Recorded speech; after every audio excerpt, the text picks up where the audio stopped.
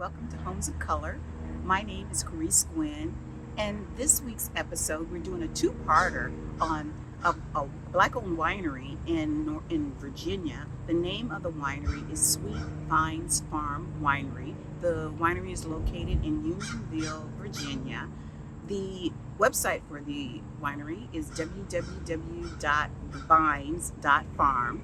The owner is named Seidah Armstrong, and one of our board members, Penny Shaw, had the opportunity to interview her, and I think you'll enjoy this program. Thanks a lot, and stay tuned. With all of those things, Yes.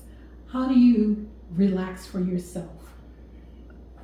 You know what? So I used to be a middle school principal, and now I'm this. I feel like I'm relaxed every day because I created a job for me that's not stress-free. It's definitely not stress-free. So, spending time with my husband has been like the greatest stress relief because when I was in my profession, I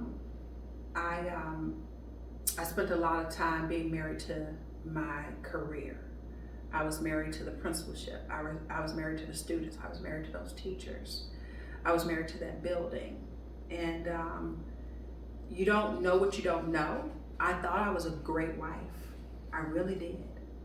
And then when I stepped away, and I still do educational consultant work, but when I stepped away from that principalship, and I remember going on vacation with my husband, and the things that you don't know, right? So he said, hey, let's swim across to the bar. We were in Jamaica. And I swam across to the bar, and he was still at the other end of the pool.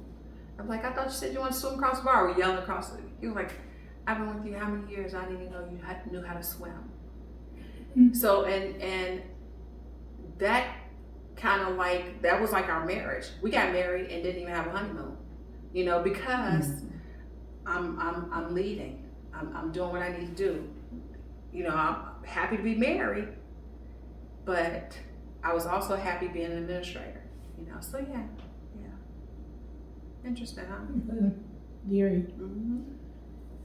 Now, of all the things that you have translated into doing here at Sweet Vines, what is the most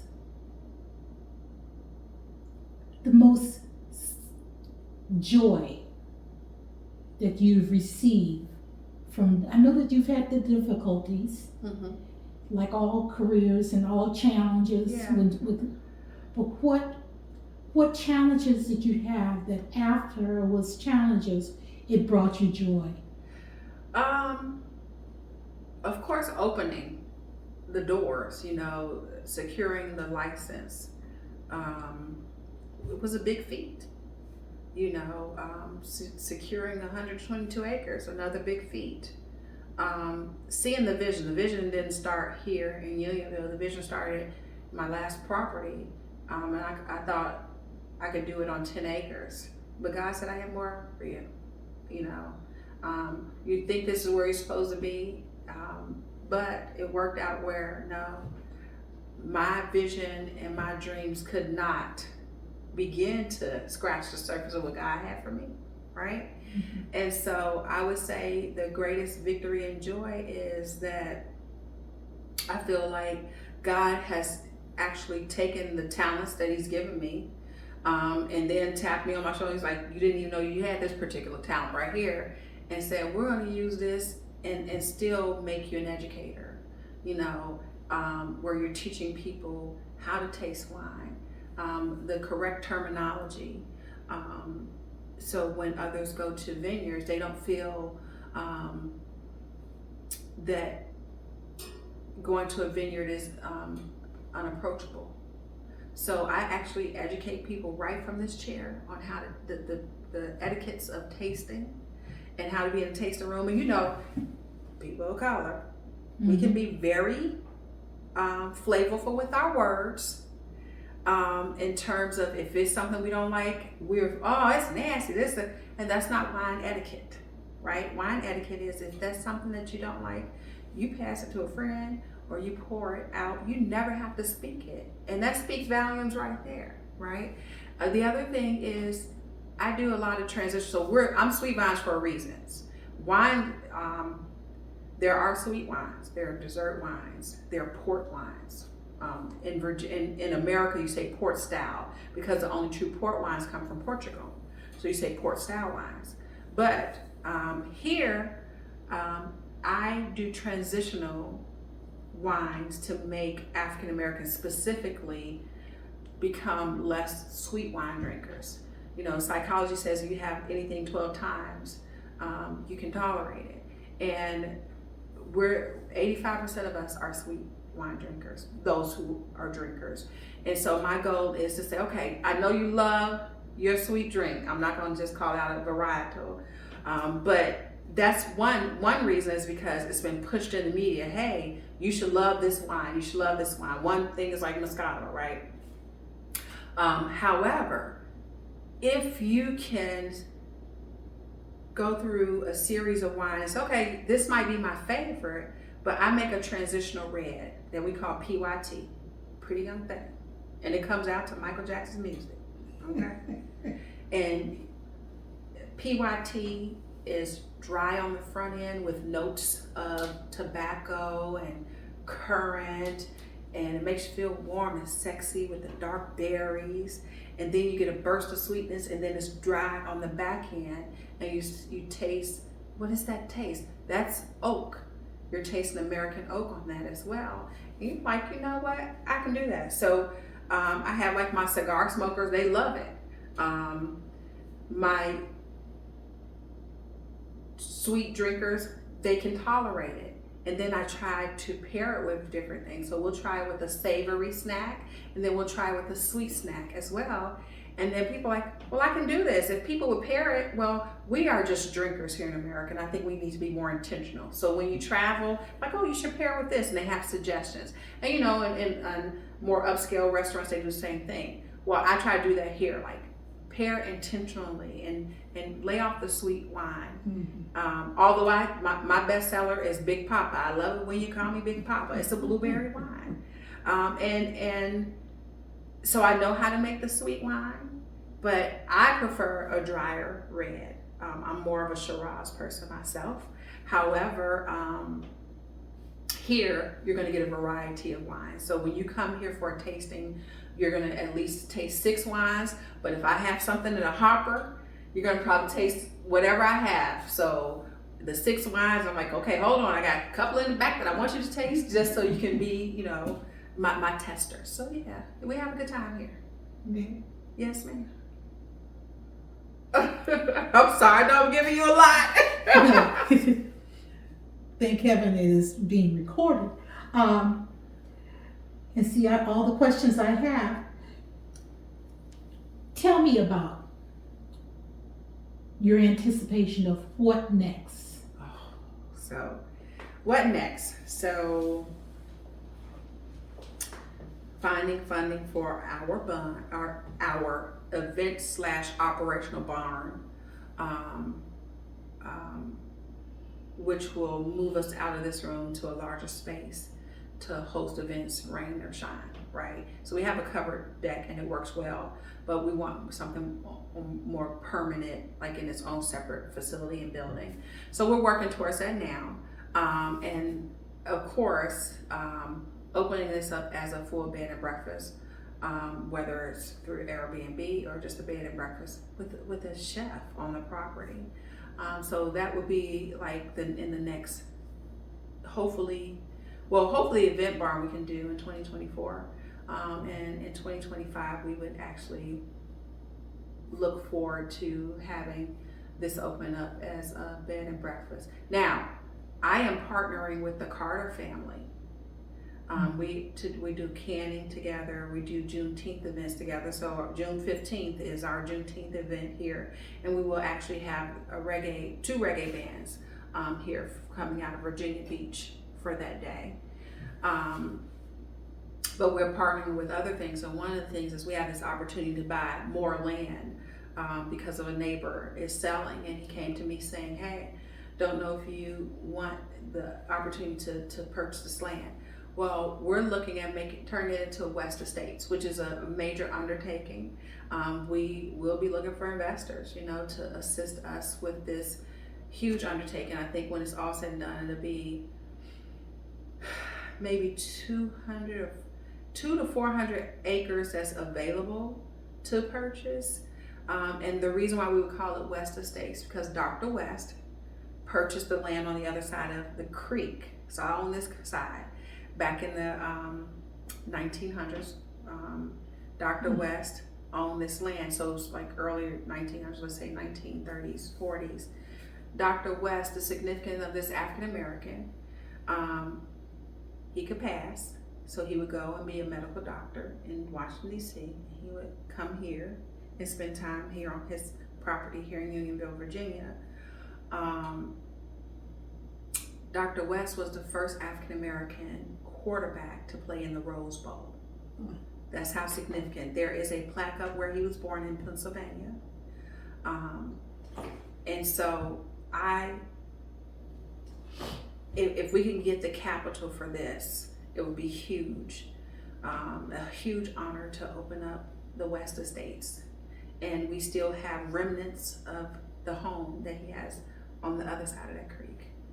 Yeah, I'm so excited about it. You guys just don't know. So, and I know it's going to come to fruition. It's just gaining the capital, and we want it to be where if we don't have to touch the banks, we don't have to touch the banks. And I feel like there are enough people of color that could come together and do this, and we've already got some traction going on it. So yeah.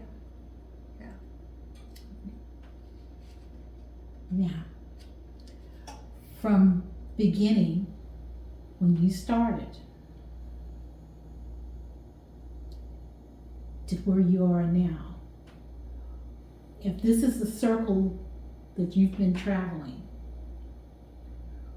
where on that circle, 360 degrees, would you say that you are right about now?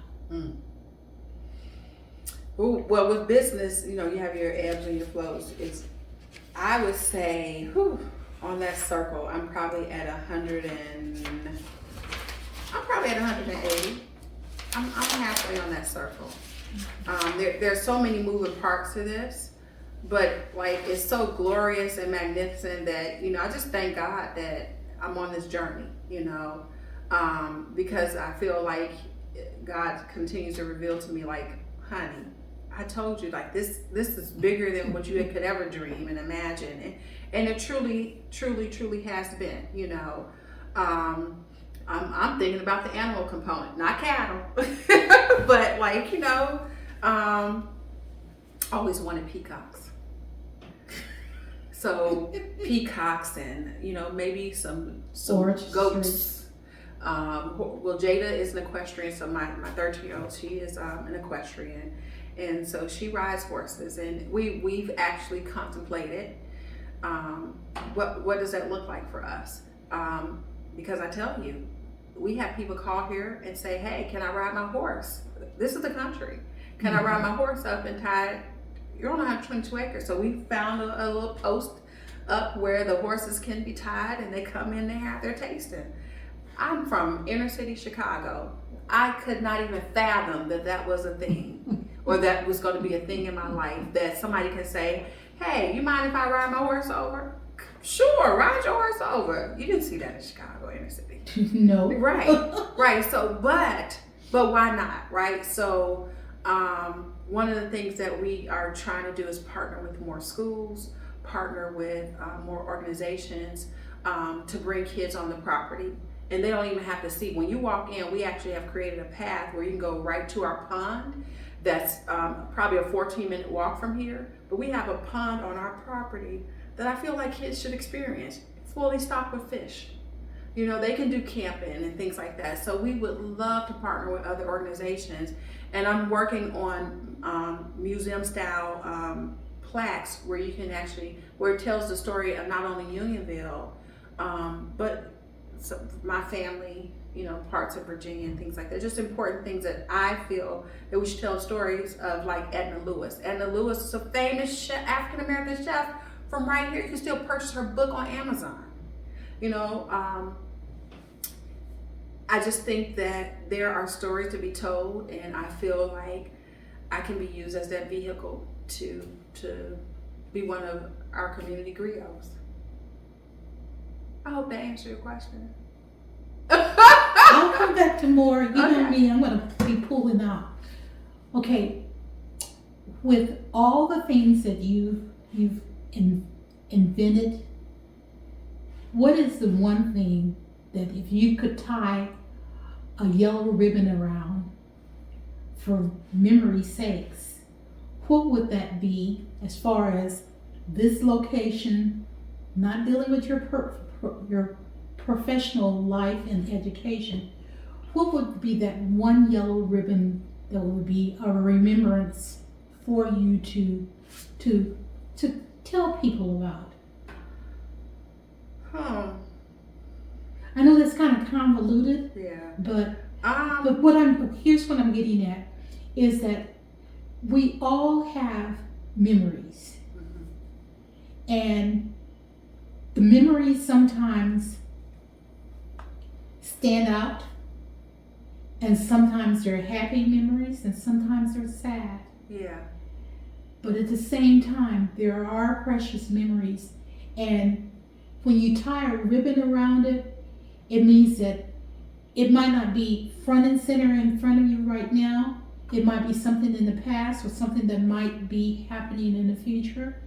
But that memory spark is like it's the step that's going to take you to where you need to go.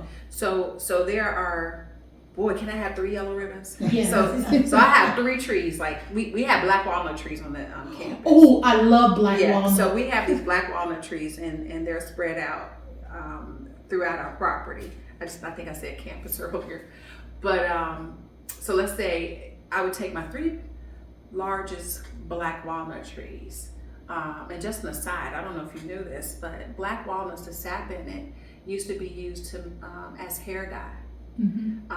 For people, and that's how they used to dye their hair. But that's just an aside. Anyway, so always an educator.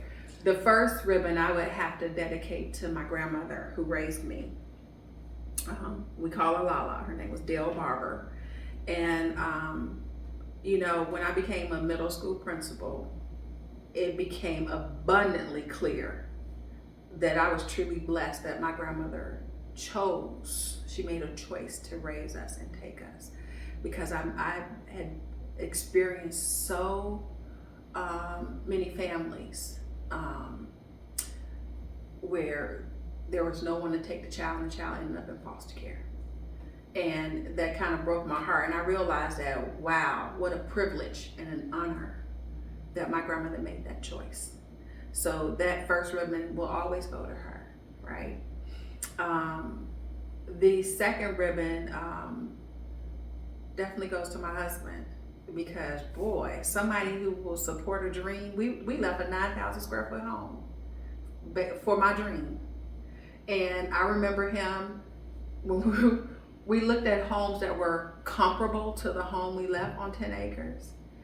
And when we came here, I knew after visiting maybe 9 homes that this was it, even before I saw it. I saw it online, and I was like, I knew. God told me this was it. And I was so excited, so happy, but I didn't say anything because I knew I had to be extra quiet and allow him to feel what I felt. We had to wait on the real estate agent, and the double gates were closed. We actually moved the gates further back. So you have that grand entrance coming in, and he parked on the side of the road, and he hopped over the fence and just walked around. And he came back and he looked at me, he's like, "This is it, isn't it?" And I was like, "It is." He was like, "Seidah, it's a lot of work." He said, "But I know this is it." I said, "It is it." And he knew, he felt it. And I didn't have to say anything because I knew God was going to work his magic. And God worked his magic. And he continues to work his magic. And I have been truly blessed to be this man's wife. You know, because it's definitely my business, but it's definitely our dream. our dream. So he gets that second ribbon. And of course, the third ribbon goes to my great-grandmother, my great-great-grandmother, because these were entrepreneurs who weren't properly given their flowers like so many. So I would probably say the third ribbon goes to, the yellow ribbon goes to the ancestors. Not only my ancestors, but the ancestors who came before us, who worked this land, who were original farmers, right? Who were the original winemakers, who were the original cultivators that never were named or provided recognition. But hopefully, in some small way, I do that here. Okay. That was a good question. Good question. Good question. You know, I lived in California for most of my working life. Okay. And we would often visit vineyards and pick grapes. Is that allowed here? Do you have that? So I lease a property in Bedford County, and our picking here is, we do it through family. I am at a point now, because this is like the first site, and then we have 2 other sites until all of my vines come to, you know, full maturation. That I'm looking for people to help pick grapes, right? Because it's not, oh, you pick. It's hard. Mm-hmm. It's like you gotta like have some muscles, and you have to withstand the elements, right? So in August, it's hot. There's no way around it. And my young cousin, I asked God for some help in 2022 because my dad is 75 years young, and my dad comes faithfully 2 or 3 times a year to help with different parts of the process. He flies in from Indiana, and he comes and assists us with whether it's harvesting in August and September or planting in April and May. My dad is faithful, and he helps with the events and things like that. But my brother, he's one of my full-time employees. And he, I can't even tell you, I don't even know what I would do without my brother agreeing to, he left his job. He said, if you can match my salary, I'll come. And God is a way maker. Let me tell you, God was like, I'm like, God, the number's not numbering. And he was like, girl, it's going to be all right. And I was like, all right, God, write this check. Let it go through. And then it goes through. So I have, when it's time to harvest, I have the people in place to harvest. My cousin, I needed somebody to be a tasting ambassador for me, and she graduated from Boston University, moved into Woodbridge, Virginia, and her father called me, my cousin called me and said, hey, do you mind just meeting with Aaron and blah, blah, blah. I was like, okay, sure. Aaron, I'm having we had an entrepreneurship brunch for women, and it was very successful in July. We're actually in our second one that we're going to do, and it was so successful. I invited Aaron to that, and Aaron was stuck to my side like glue, honey. God was like, I got just the person who's educated that you're going to be able to trust, and she is one of the most humbled people that I've ever met. There's no task too, minuscule for her. Like, she will do anything on this property. So she has actually crushed grapes for us. She's helped pick grapes. Whatever we need her to do, she does. So when you don't think you have enough people, God, as long as you trust and believe and have the faith of mustard seed that it's going to work out, He'll make it work. And I've seen it over and over again. Because we're on the still at the beginning side of our business, on the front side of the business. So when a January hits and it's dry January, that's like a national thing now. People don't like to drink in January. And so I'm like, okay, how am I make payroll? But guess what? Enough people come in for the month and you make payroll.